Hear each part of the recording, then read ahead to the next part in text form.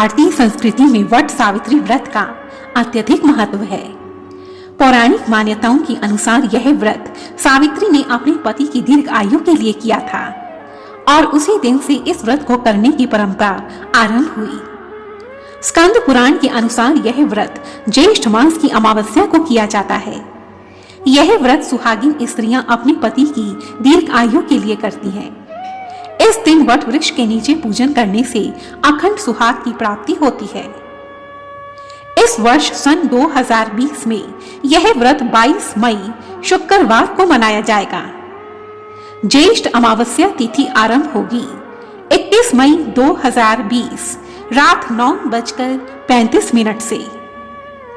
अमावस्या तिथि समाप्त होगी 22 मई 2020 रात 11:08 पर। आइए अब हम जानते हैं इस व्रत की पूजन विधि। पुराणों के अनुसार बिना पूजन सामग्री के यह व्रत अधूरा माना गया है। तो सर्वप्रथम हम इस व्रत की पूजन सामग्री के विषय में जानते हैं।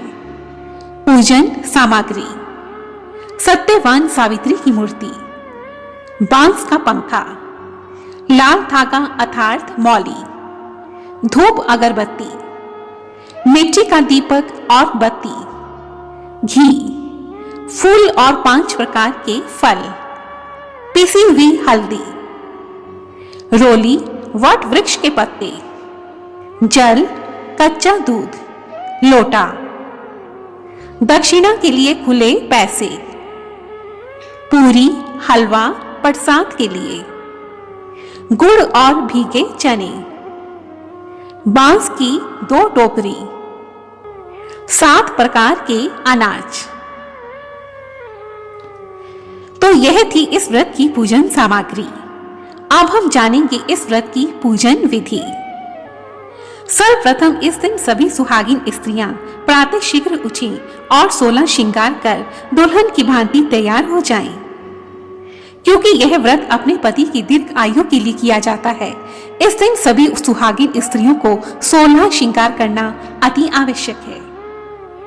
उसके पश्चात अपने मंदिर में भगवान के समक्ष इस व्रत का संकल्प लें। सबसे पहले एक बांस की टोकरी में 7 प्रकार के अनाज रखें और दूसरी बांस की टोकरी में देवी सावित्री की मूर्ति रखें। उसके पश्चात